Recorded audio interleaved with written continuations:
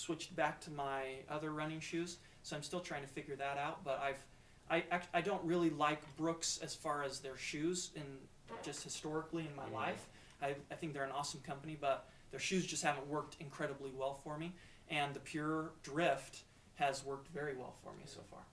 It's really cool too, just having worked here for almost 8 years now and seeing the origins of Ultra and all this development of Zero Drop.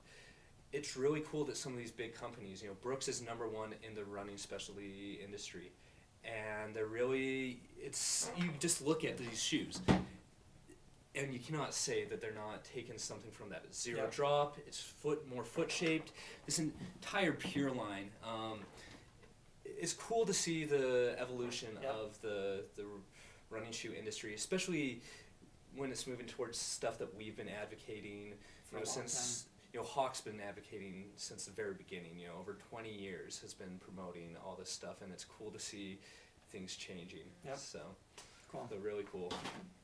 And as a side note, that was the shoe Brooks was kind enough to send me in an 8-pound giant egg about 3 months ago. So I've been walking around in it, using it. Really cool shoe. And going along with that same vibe, seeing the new Mizuno stuff. There's a lot of Zero Drop stuff coming out that we have right now. Caleb will talk about these, but I'll just note that Saucony is even coming out, and I'm really excited to see the new Verada, which is supposed to come out next month.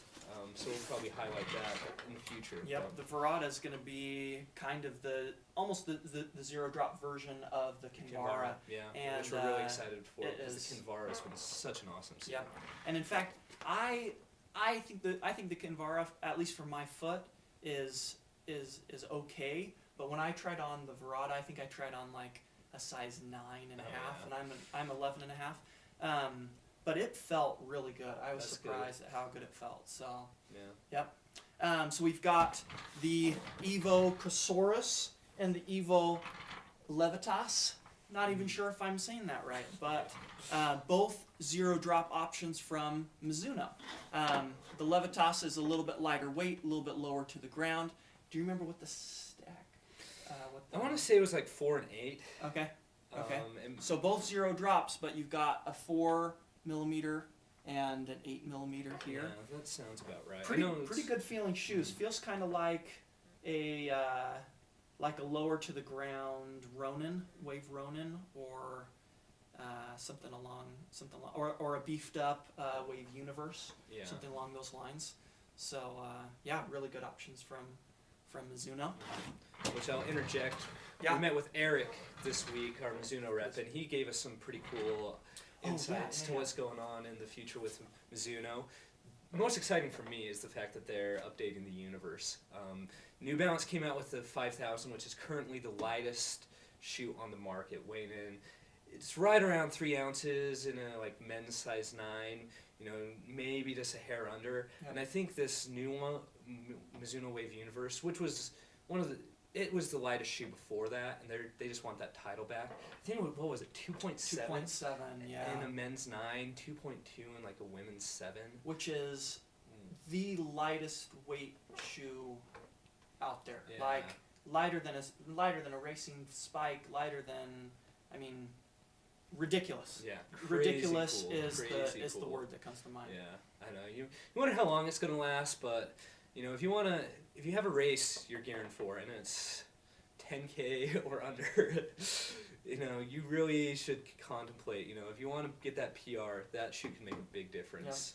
Yeah. And if you're already kind of a minimalist and you do a lot of barefoot running, or you've been training in maybe running sandals like Unshoes or Zero Shoes, and you're looking for a good racer for either half marathon or marathon, definitely something that you could do. Come in and talk to us. We'll counsel with you. We'll figure it out. Which is interesting. Who's the Born to Run guy? What's his name? Chris McDougall? Yeah, Chris McDougall. When he came to our store a couple years ago, that was actually the shoe he was training in. He was training the Universe. Interesting. So I'm not surprised. That's cool.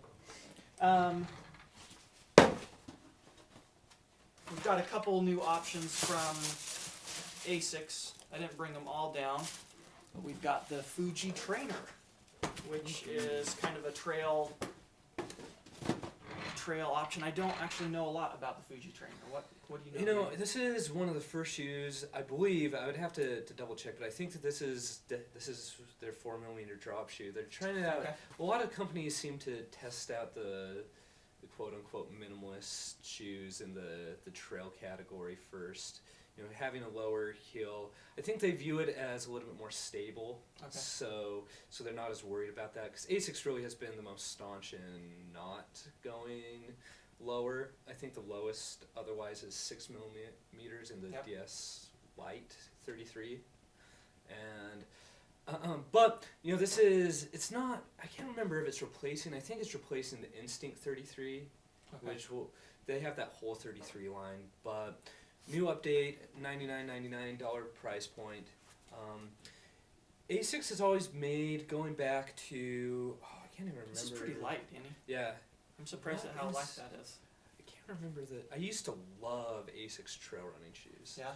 I think that was the first pair of trail running shoes I ever had. I can't remember the name right now, but it went around for a while. Maybe it'll come to me, but you know, they typically don't have a rock protection plate, which some elitist trail runners will kind of scoff at the ASICS because of that.